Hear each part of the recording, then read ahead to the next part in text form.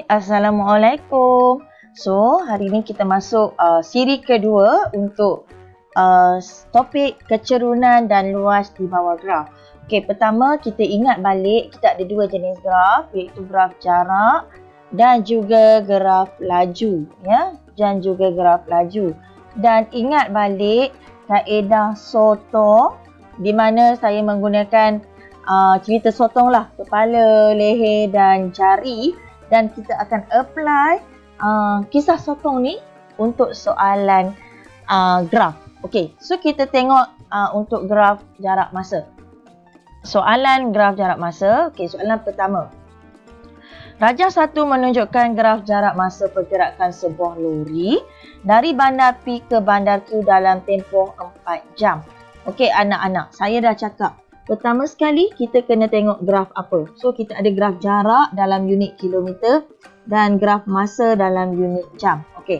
Kemudian kita ada, dia kata bergerak dari P ke bandar Q. So P kat sini dan juga dia sampai di Q. Okey. Kemudian kita nampak ada di sini. Di sini adalah dia berlakunya dia rehat. Saya dah maklum kat sini kan. Sebab itu jaraknya tidak berubah. Okey, ini yang kita faham. Kalau saya ajar pelajar saya, macam ni lah. Tengok graf apa, tengok unit apa, tengok apa maklumat yang diberi. Okey, soalan A. Nyatakan tempoh masa dalam minit lori itu berhenti rehat. So, tempoh masa. Bila soalan tanya tempoh masa, kita kena tengok jawapan pada masa. So, daripada sini, soalan A kita, tempoh masanya adalah 3.25 tolak 2 jam. So, 1.25 jam. Tapi, jawapan awak nak dalam minit. So, 1.25 you kena darab dengan 60 minit. So, kalau kita tekan kalkulator, sekejap saya nak apps kalkulator sekejap. Okey. So, saya tarik kalkulator ni kat sini. 1. Okey, saya gerakkan sekejap. 1.25 you darab dengan 60. So, you akan dapat jawapan sebanyak 75 minit. So, sama dengan 75 minit. Unit penting. Untuk tajuk ni, unit sangat penting. Okey, soalan B. Hitung laju. Soalan B, laju. Dalam kilometer per jam. Okey, so kita tengok unit kilometer per jam dia. So, tak ada masalah sebab unit kita kilometer dan juga jam. So, tak ada masalah dekat sini. 2 jam pertama. So, 2 jam pertama adalah di sini. Daripada sini sehingga sini. Okey, ingat balik gambar sotong. Sotong, okey, ada leher, ada jari. Okey, so kepala, leher dan jari.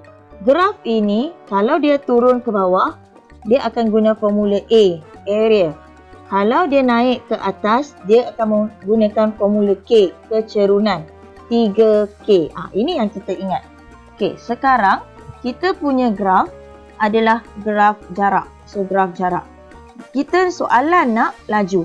So jarak nak ke laju. Maksudnya dia naik. Bila dia naik daripada jarak nak ke laju, jarak nak ke laju, kita akan guna formula 3K. So, nak menggunakan formula 3K, kecerunan So, nak menggunakan formula 3K atau kecerunan, kena ada koordinat. Kecerunan mesti ada koordinat. So, langkah pertama, awak kena nyatakan koordinat. So, kalau kat sini, koordinat awak adalah sifar. Dekat sini, koordinat awak adalah 220. Anak-anak, mesti paksi X dulu, baru paksi Y. Dan saya ajar pelajar saya, you mesti nyatakan X1, Y1. X2, Y2. Bila formula kecerunan, dia akan guna formula Y2 tolak Y1 bahagi X2 tolak X1. So, Y2 awak adalah 120. 120 tolak sifar per 2 tolak sifar. So, tekanlah kalkulator. Awak akan dapat 60 unit kilometer per jam. Hashtag. Inilah jawapan dia untuk soalan B. Okey. Untuk soalan C. Senang je. Untuk soalan C, saya tukar warna oranye. Purata laju. Bila sebut purata laju, purata keseluruhan sama dengan jumlah jarak bahagi dengan jumlah masa. So, sangatlah mudah. Jumlah jarak awak adalah, ambil yang terus ini jumlah dia, 165 bahagi dengan 4. So, awak tekanlah kalkulator. Okey, saya tekanlah kalkulator saya, senang. 165 bahagi 4 sama dengan 41.25 jarak kilometer per jam. So, inilah jawapan dia. Sangatlah mudah sebenarnya, andai kata awak faham soalan itu nak apa. Ingat, purata laju, jumlah jarak bahagi masa. So, kalau jumlah jarak, kita terus ambil jarak yang terakhir lah. Jumlah jarak kita 165. Masa kita adalah 4 jam. So, 165 bahagi 4. Okey, jelas. So, sekarang kita cuba tengok, saya nak pergi soalan inilah. Okey, soalan yang ketiga, contoh soalan ini. Saya nak tengok soalan ini. Okey. Rajah menunjukkan graf jarak masa pergerakan Puan Zila dari rumah, ke KLCC dan balik semula ke rumah. Sebab tu ada tengok graf dia macam tu. Okey. Daripada rumah pergi KLCC dan balik. Di mana yang dia balik? Dia akan balik masa dekat sini, sebenarnya dia telah sampai di KLCC dan di sini dia adalah pulang ke rumah. Ni rumah dia lah. Ni rumah dia. So sini pula daripada rumah. Okey. So, apa yang berlaku? Nyatakan tempoh masa dalam minit Puan Zila singgah di rumah kawannya. Perkataan ini, singgah. Saya nak highlight sekejap. Perkataan ini, singgah di rumahnya. Bila dia sebut singgah, maksudnya dia berehat. Di mana yang tidak berlaku pergerakan? Tidak berlaku pergerakan adalah di sini. Di sini di sini pergerakan. Singgah. Sebab itu jarak dia sama. Dia statik di sini. Dia kata dalam minit. So unit pun memang dalam minit. Okey, saya kecilkan sikit. Okey.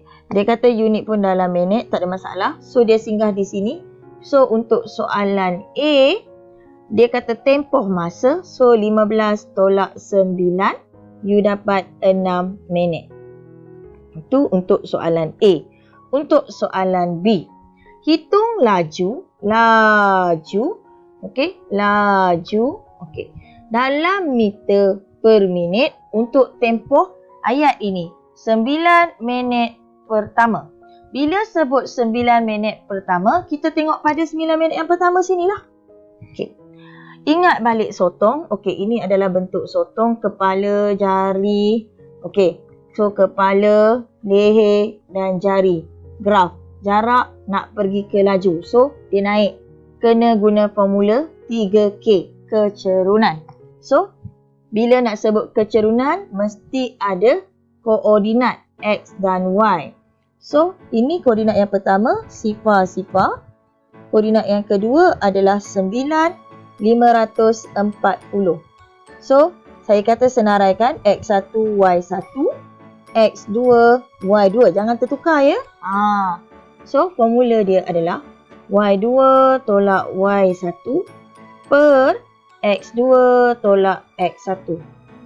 So, daripada sini 540 you tolak dengan sifar per dengan 9 tolak sifar.